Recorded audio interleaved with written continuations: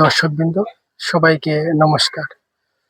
আজকে আলোচনার বিষয় হলো হার্ট অ্যাটাক নিয়ে কিছু আলোচনা। বর্তমানে ভারতবর্ষে প্রতিদিন 10 থেকে 15,000 মানুষ হার্ট অ্যাটাক করে, যার মধ্যে 3 থেকে 5,000 মানুষ মারা যায়। হিসাব করলে দেখা যায় যে প্রতি মিনিটে 4 জন।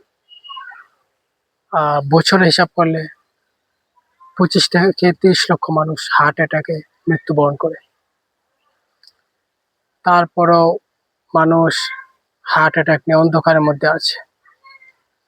মানুষ একটু জেগে উঠছে না যে হার্ট অ্যাটাক থেকে কিভাবে নিজেকে রক্ষা করব। হার্ট অ্যাটাক হঠাৎ করে হয় না। আপনার দীর্ঘদিনের যে লাইফস্টাইল, খাওয়া দাওয়ার যে অভ্যাস, সবকিছু নির্ভর করে হার্ট অ্যাটাকের উপর। একটু জেগে উঠুন। হার্ট অ্যাটাকের পিছনে মূল কারণটা কি, কারণটা খুঁজে বার করুন। দেখবেন হার্ট অ্যাটাক কোনোদিন আপনার হবে না। 100% কোনোদিন হার্ট অ্যাটাক আপনার হবে না। আপনি রোজ কি ভুল করছেন সেদিকে একটু নজর দিন। কি কারণে হার্ট ব্লকেজ দিন দিন শুধু বেড়েই চলছে সমাজের মধ্যে, কারণটা কি?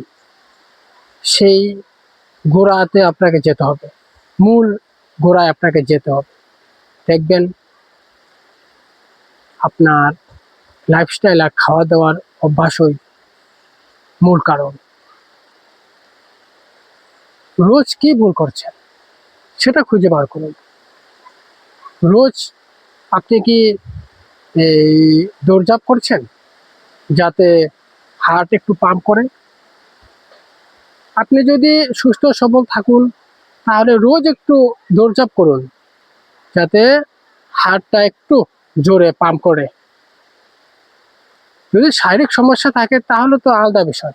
আর যদি শারীরিক সমস্যা না থাকে, রোজ হার্টটাকে একটু পাম্প করান, একটু জোর দৌড়ঝাঁপ রাখুন, বজায় রাখুন। রোজ 8 ঘন্টা দৌড়ঝাঁপ করুন যাতে হার্টটা একটু জোরে পাম্প করে, প্রথম। দ্বিতীয়ত, আপনার যে খাওয়া দাওয়ার অভ্যাস, সেই খাওয়া দাওয়ার অভ্যাসের দিকে একটু নজর দিন। হার্টের জন্য সব থেকে মারাত্মক, যা আমি বলবো মারাত্মক, সেটা হলো ভোজ্য তেল, খাওয়ার তেল।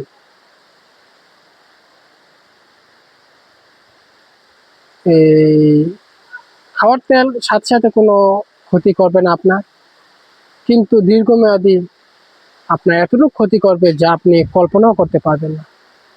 তো আমি একটা কথাই বলবো, খাওয়ার তেল কখনো ভালো হতে পারে না। সে বিষয়ে আপনি চিন্তা করে দেখবেন।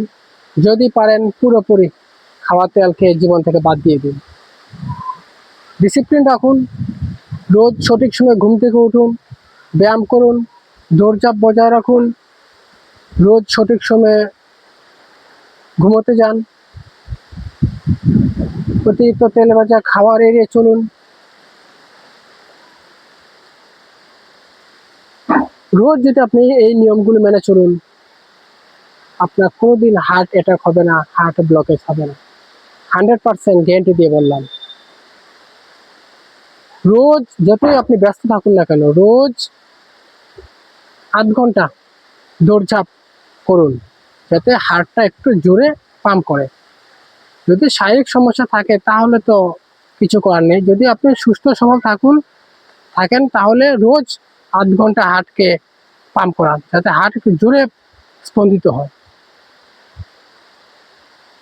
ডিসিপ্লিন রাখুন আর খাওয়া দাওয়ার দিকে নজর রাখুন। অতিরিক্ত তেল ভাজা খাবার এড়িয়ে চলুন, আর যদি পারেন পুরোপুরি তেলকে বাদ দিয়ে দিন জীবন থেকে। তেল সাথে সাথে আপনার কোনো ক্ষতি করবে না। খাবার তেল দীর্ঘমেয়াদী আপনার এতটুকু ক্ষতি করবে, তখন আর কিছু করার মতন থাকবে না। শুধু হার্ট কেন, লিভার, প্রতিটা অর্গানের ক্ষতি করে খাবার তেল। দীর্ঘমেয়াদী কুপ্রভাব ফেলে। সাথে সাথে কোনো কিছু বুঝবেন না, দীর্ঘমেয়াদী বয়স বাড়ার সাথে সাথে যখন আপনার পার্শ্ব প্রতিক্রিয়া দেখা দিবে, তখন সমস্যা অনেক দূর এগিয়ে যাবে, তখন কিছু করার মতন আর তেমন থাকবে না। তো আমি আমার আলোচনা দীর্ঘায়িত করব না।